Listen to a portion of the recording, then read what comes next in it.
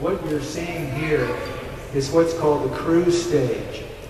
This is the 8.5 months it took to get from Earth to Mars. Now the next thing that's going to happen is the entry, descent, and landing. That's what's taking place right here. So it enters the atmosphere, and it takes 7 minutes to get down to the surface.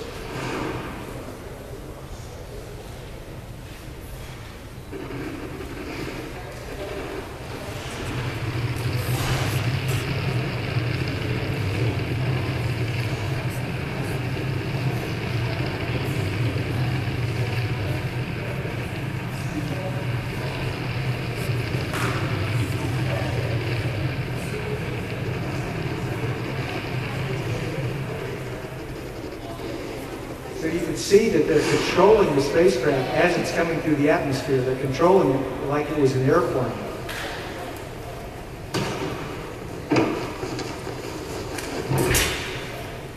The parachute opens.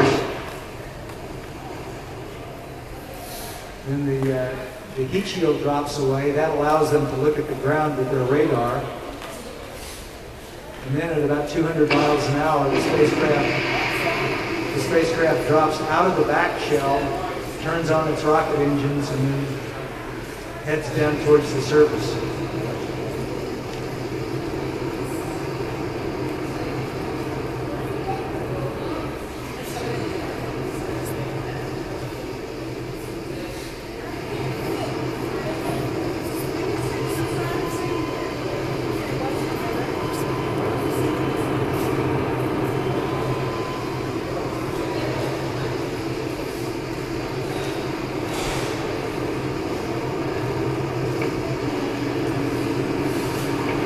This is called the sky crane. This is where the spacecraft is lowered on a tether away from the descent stage. And then when it finally reaches the ground, the tether's in the umbilical. The umbilical is a communications line between the descent stage and the vehicle.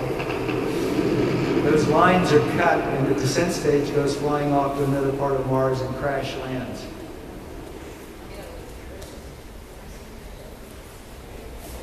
So this is where we are right now.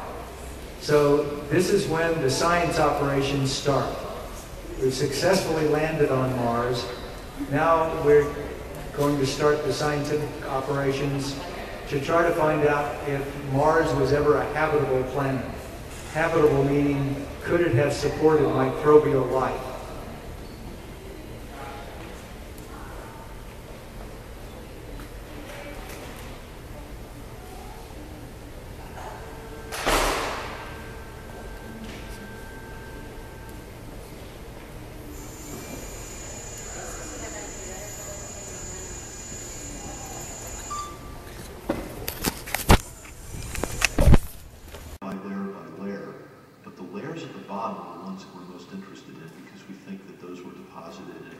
Environment, which is very important for understanding habitability.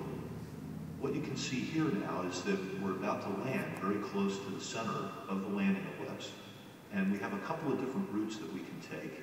The scientists on the team prefer the one on the right, and so what we would do is drive along it. And now you can see at the base of this mountain where these lower layers are. And the layers are important because they allow us to sort of read a geological book. You start at the bottom of the mountain, and those are the oldest layers, and then the layers that occur up near the top, those are the youngest parts, the youngest chapters in the book. We will drive along up to this outcrop that we call the fence, and when we get there... The target. That's what they were aiming for. Now, about 5 weeks ago, they made that circle even smaller. So a target that was hard to hit to begin with, it was made even harder by making that circle smaller. Now, an ellipse is a flattened out circle. So the long axis here is about 12 miles long, and here the vertical axis is about 10 miles. Well, the vertical axis was changed to 4 miles. So that's what they were aiming for. Now keep in mind, when this thing was launched, it was launched on a planet that was turning. the Earth is turning. The Earth is also going around the sun. We're aiming at an object.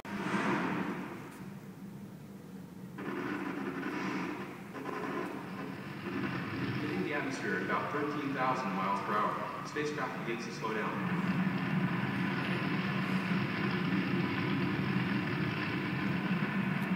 While slowing down, the spacecraft uses thrusters to help steer toward the landing target. We throw off weights to rebalance the spacecraft so that it's lined up for parachute deploy. After slowing to about Mach 2, or about 1,000 miles per hour, we deploy the parachute to slow down even further. Once we're below the speed of sound, the heat shield separates and the spacecraft looks for the ground with the landing radar.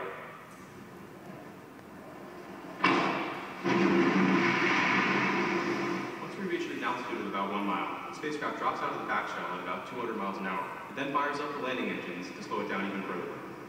Once we've descended to about 60 feet above the ground and are going only about 2 miles per hour, the rover separates from the descent stage. As the rover is lowered, the wheels deploy in preparation for landing.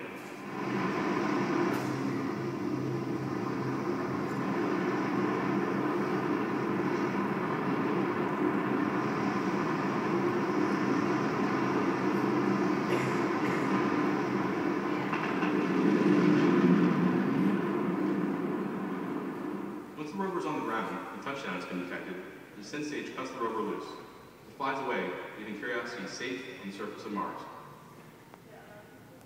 So all of that really happened.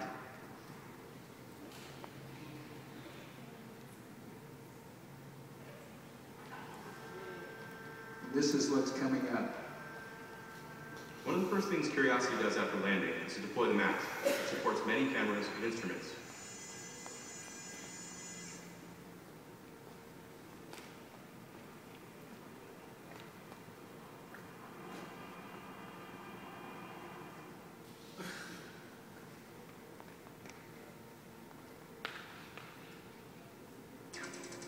Curiosity shoots a laser at an interesting target. This helps us quickly understand the kind and composition of that target from a distance of up to 30 feet.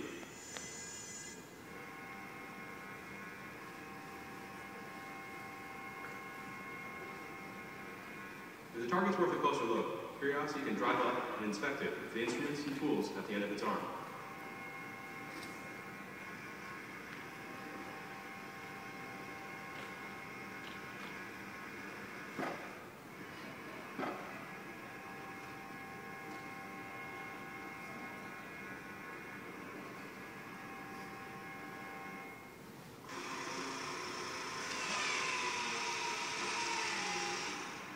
The drill on the arm allows us to grab some of that rock and deliver it to the laboratory instruments inside the body of the rover.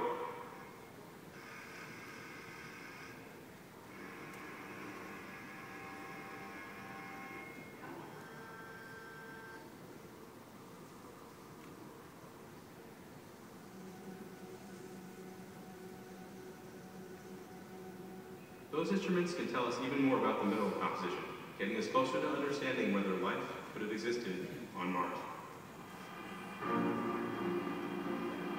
Curiosity will be exploring the red planet for at least 2 Earth years, and there's no telling what we will discover.